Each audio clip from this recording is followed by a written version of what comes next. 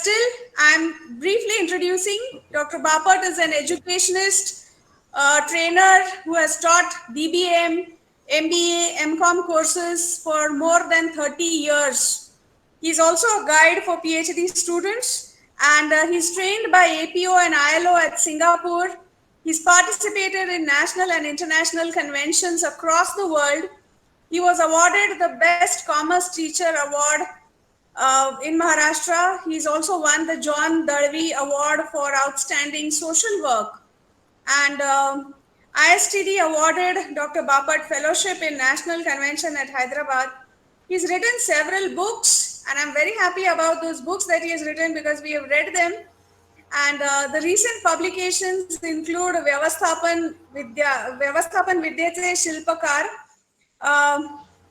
several other books he has written Vyaktimatva Vikas Part 1, 2 and 3, 21st Century Management Perspectives, New Dimensions in Supervision, etc. Winners Never Cheat is one of his biggest winner. He's also been the regional vice president of ISTD, and he also founded the Dr. S.G. Bapat and Associates for conducting training programs for industry. And many of us in Belgaum know him that he's one of the persons who brought in the Pune Ethics Foundation to Belgaum, where Mr. Suresh Hundre was one of the founding members here in Belgaum. So, Dr. Bapat, we have been associated with you even in our HR conclave way back in 2012. Right. So, our association runs very long. Right. Welcome, sir. Today you are presenting on leadership.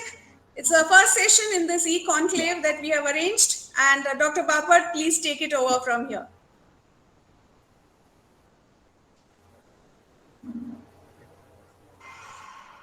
Thank you, Swati, for a very long introduction. Actually, I'm very happy to be a part of this program. I'm also very happy that you are using the new technology and you are not bogged down because of the things that are happening around. I'm very happy about it. And that is precisely what the leader should be able to do. And I have selected the topic today of leadership today and tomorrow. Part of it, I would like to speak from my own personal experience as a leader, and partly I would like to speak from the book. So we'll start with a small.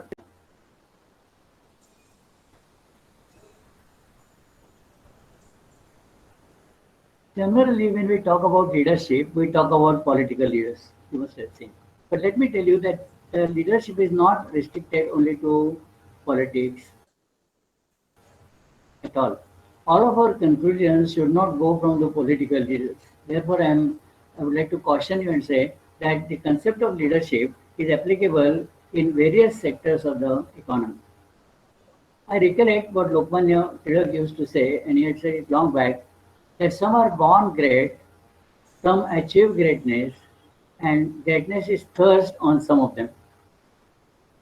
At a very early age, I realized that I should be from the second category. I am not a born leader, but definitely I can achieve leadership. I can achieve greatness through leadership. So all of us, as I am saying, have got the leadership potential, and we should be able to use the leadership skills in the days to come. This, which is called leadership, and it goes from, can you see, from 1900 to 2000, and I know that we are in 2020. And styles which are explained, I will just explain to you the way things have changed in last century. I have put a question mark on in the bracket in the right hand corner where I would like you to put your photograph. So you put your photograph and then tell me in which block you put it, irrespective of the year in which the developments are given. The first, from 1900 to 1925, that is first 25 years of the last century, is called tail type of leadership, which is highly dictatorial in nature. And the leader used to say, I know the problem, I know the solution, do it. That was the approach. Even F.W. Taylor long back has said that thinkers should only think, thinkers dictatorship. If I can say so, look to the style of Mahatma Gandhi, where it was difficult to convince him, but he used to keep on saying what he wants to say and very assertive in his approach, which also worked that time, not that it didn't work. But that is the sales style. We're trying to understand and identify the styles as they changed. The third one, go from 1950 to 1975. Please remember, you have put your photograph on the right hand corner, and I'm going to ask you at the end where you will put your photograph, right? So, third style is the consult style, where the leader says, I know the problem, let us solve the problem. He wants to take you into account also. He doesn't want to say that you don't know anything. He says, I know a few things, you know a few things. Let us come together, discuss, and come to a conclusion. So this is a concert style, which is from say 50 to 1975. Then, as we proceed further from 1975 to 2000, the change which took place was leader says, I know the problem. Of course, this is saying all the time. But more important is, he says, I know the problem, you know the solution. This is a great breakthrough. I know the problem, you know the solution. Solve the problem the way you want, I am with you. I am with you is important. He is not getting out of the picture and saying, I am not responsible in any. In a joint style, the leader says, I know the problem, you know the solution. Solve the problem the way you want. I trust you. I know that I've got a confidence that you can solve the problem. And then he says, if something goes wrong, I'm always there. And if things go well, they are bound to go well. I was expecting that only. That's how the style changed. Style from 75 to 2000, gone by now. In the present century, the style is inspiring. Swati referred to my program in Singapore, where I was explained these styles from 1900 to 2000, because it was in 1980 that we had a program. But nobody at that time thought after 2000. So I added, or even for that matter, Narendra Modi or Lal Bahadur Shastri, all these people can be called of that type, including Vivekananda. Though Vivekananda is of the earlier generation.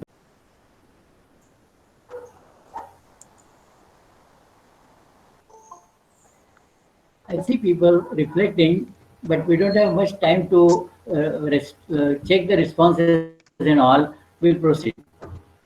Some of the lessons which I have drawn on the basis of my experience, I would like to put it to you. First lesson which I have drawn is leadership is not a position of prestige.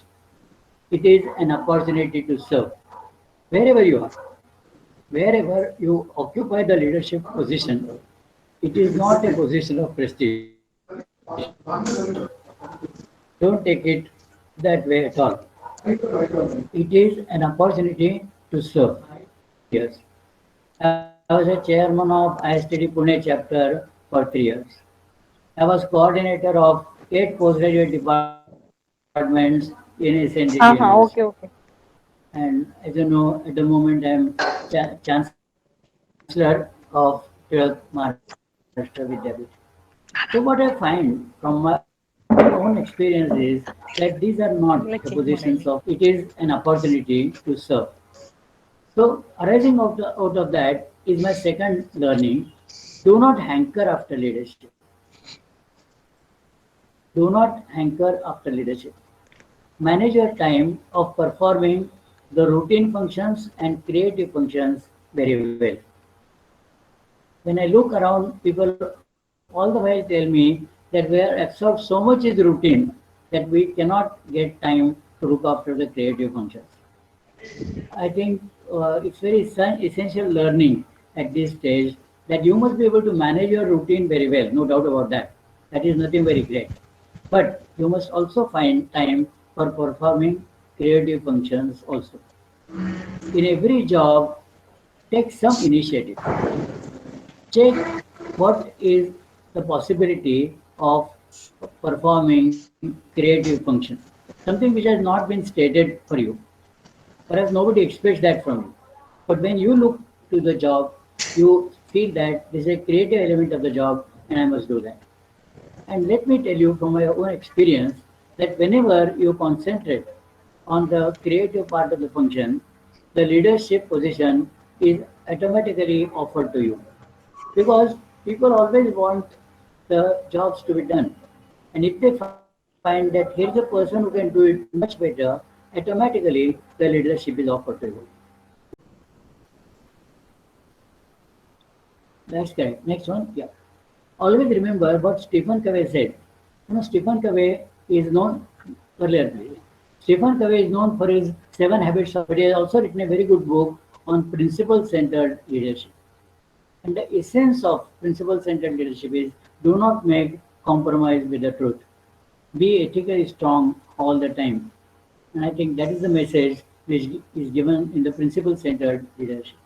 So wherever you occupy the position as a leader, please remember this, that do not make compromise with the truth, do not make compromises, don't take shortcuts at all, because that ultimately doesn't help you. Leaders should not create followers. Somehow there is a temptation for leaders to create followers. But actually, a good leader should create leaders. Who is a good leader? A leader who creates leaders. And let me tell you that your followers are ready to appreciate you much better when they find that you are giving them opportunities for leadership also. They are prepared to accept new assignments when they find that there is a potential for leadership. And therefore, my leader has assigned this job to me. With this, you surely get more and more opportunities to work as a leader. And all over the world, you will find this that the global leaders, if you look at, you find that they have come up because of that. That the leaders who create leaders are much better than leaders who only stop at creating the followers. So I hope you agree with this. You may have your opinion, and perhaps at the time of question and answers, you can put a question to me, and in the light of that question, I will reply. And last learning is leader should not dictate his decisions. Leader should never dictate his decisions. He or she should create an atmosphere of fostering the creativity and innovation from which the decision emerges. So this in the yeah. The name of the book is Visions from Leaders of Today for Leaders of Tomorrow. See, generally, when I look at the book, I find that I can divide the books, classify the books into three parts. One is a good compilation. A lot of good material has been compiled. Second type of books are those which have a knowledge sharing for the enrichment of the readers. Readers say, "Oh, great!" Right? And C are the type of books which can be called inspiring books. And Toy Boy's book is very inspiring. And I'm talking about inspiring leadership today. So this is the third category. And I thought I should share the contents of this book with you just to understand the leadership for tomorrow also. Because his book title is Visions from Leaders of Today to Leaders of Tomorrow. So here is Toy Boy. He's at Charlotte. In fact, I was in Charlotte. I was not knowing that he's in Charlotte. I would have met him. Unfortunately, we lost him about 6 months back. I had contacted his office and I came to know that he is no more. But his book is really a path-breaking book in this particular field. Visions from the leaders of today. He talked to the leaders of today and he gave the lessons for leaders of tomorrow. Let us find out who is this person. Toy Boyd, at his age 15, 1-5, he started his career in radio broadcasting. It gave him good opportunity to communicate. After 6 years, he branched to the national TV in USA and achieved the status of national level broadcasters Hall of Fame, which is the best in the category. He took up speaking as a career and offered courses on communication and coaching. He interviewed leading personalities in the world. I could find out from the information that he had interviewed Peter Drucker. He has also interviewed Stephen Covey on the TV. So he had an opportunity to take the interviews of all this. The key sentence of the book, if I can tell you in a minute, is, are we ready to face the challenges of 21st century? I know 20 years have already gone, but are we ready to face the challenges of 21st century? A lot of changes are taking place. This is, Well done. if you are courageous, if you are courageous to add one word to your credentials, ethics, you are going to succeed in the 21st century. His emphasis on ethics is there, which is based on more than 100 interviews which he conducted to find out from the leaders of today the message for the leaders of tomorrow. Because he said that in the 21st century, whatever decisions you take, in most of the decisions, you will have the element of ethics and values, the integrity. And therefore, the demand on ethics will be very high in the 21st century. Copability. Next slide is about the copability. Now it is full screen. Okay, thank you. Now it is a full screen. Now, what is copability? It is a matter of management of change. Change is bound to take place. Changes are taking place all the time. As they say, change is the only constant. So it is a matter of management of change. How can we manage the change effectively? We are going through number of difficulties today. All of us are enjoying the house arrest. I hope you are enjoying. Also work creatively. All this is a matter of management of change. Office at all. We were not knowing that it is coming out so well. So things are happening, and the negativity is more a matter of attitude. I would say have a positive attitude, have a little optimism that this is also a passing phase, it's not going to be permanent. And there had been, for example, in 1930s, we had gone through the world depression of 10 years. The whole world has gone through the depression. It has come out very well. United Nations was established, International Labour Organization was established. Many good things came out of it. World Bank came out with new ideas. All that happens, In the adversity also, new things come up. So we have to, first thing is accept that there's a great challenge, there's a great difficulty. Accept it that this is a challenge and take it further and have a little patience. And as I said, think about the spiritual solutions, which are permanent solutions, while technical solutions are temporary solutions. Technology changes, right? And therefore the solutions also become obsolete.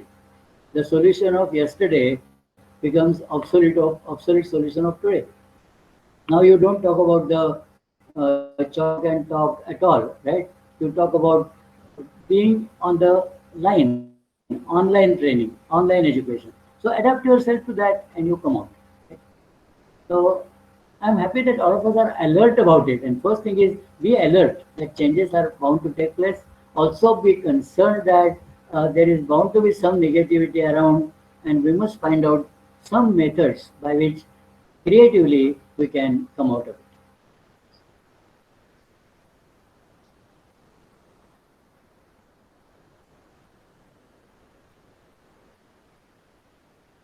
How do you deal with people who disagree with you? Well, there are bound to be people who disagree with me. But when they disagree with me, they don't really disagree with me. They disagree with one particular point of view which I have expressed. So again, they are against that particular point. They are not against me. I must understand.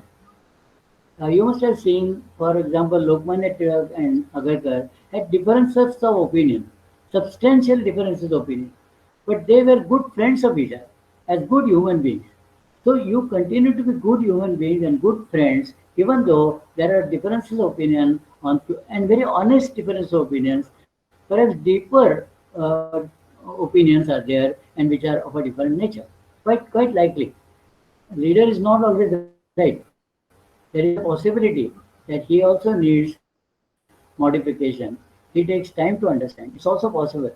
But again, it's a matter of approach. How do you take it? So don't shut down people who don't agree with you. Keep it open and say, well, you I would like to remind you all that do you remember that Jawaharlal Nehru once in the parliament said about Atal Bihari Vajpayee? He was in the opposition that time, and he said, "I see tomorrow's prime minister in opposition party today." These are the words of Pandit Jawaharlal Nehru.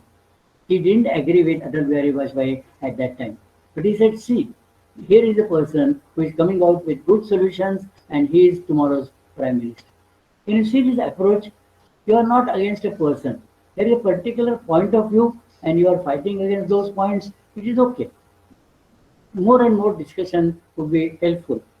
But leader at one particular point has to take a decision. He is not ignoring, but he is trying to tell you that please bear with me for some time. I have understood what you want to say. I will try to accommodate this view in the days to come. So that is the way you should deal with the people who disagree with you. And as I said, people don't disagree with you. Right? People disagree with a particular statement which you have made.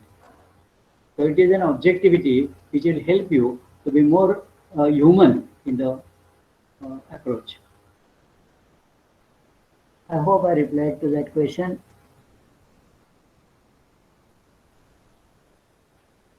How do you deal with people who always compare themselves with others and lower their interest in work? Yeah, it's unfortunate that people start comparing. I would like to say that you compare your performance with your own past performance. From all the world over, you find that it is not the competition, it is the collaboration which is helping you. It will take time. I'm sure today you will not be able to quickly grasp what I'm saying, but just imagine for a moment if United States and China come together and decide to solve the world problems. Is it not possible? And they are just opposite to each other. They are trying to, compete with each other. See, I think one step you can take back and find out what are you competing for, what exactly you are doing, what is really happening, what is going to be the achievement by doing this. And if you use those energies for more creative elements, many problems of the world can be solved by just coming together. For example, we say population is a problem. For a particular country, population is a problem. But if you take world as a whole, problem just melts out. People can be shifted to those different places and then they will be comfortable. So it's a matter of taking a approach, which is likely to help us solve problems. Comparisons actually should not be made. We are always after benchmarks and things like that.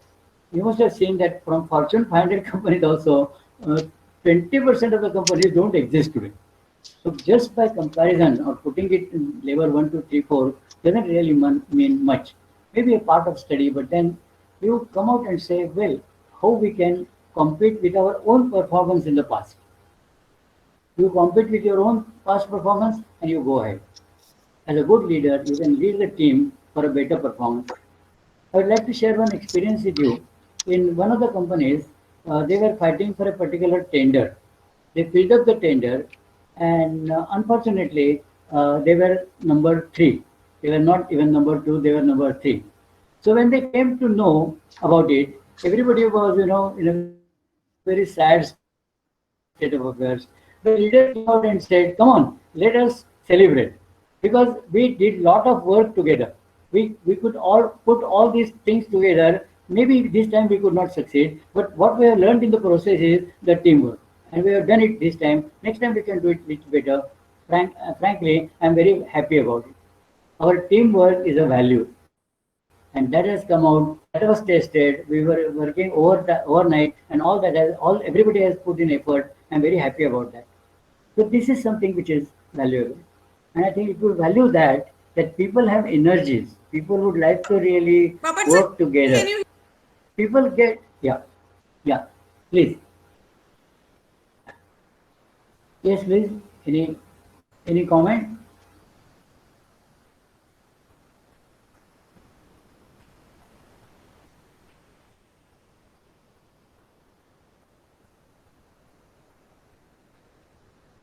Yeah.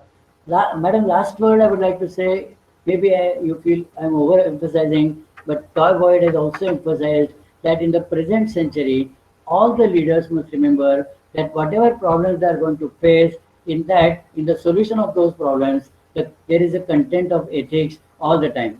And manage ethics, manage integrity, you are managing very well. That has been Correct. the lesson drawn from the managers of yesterday for the managers of today.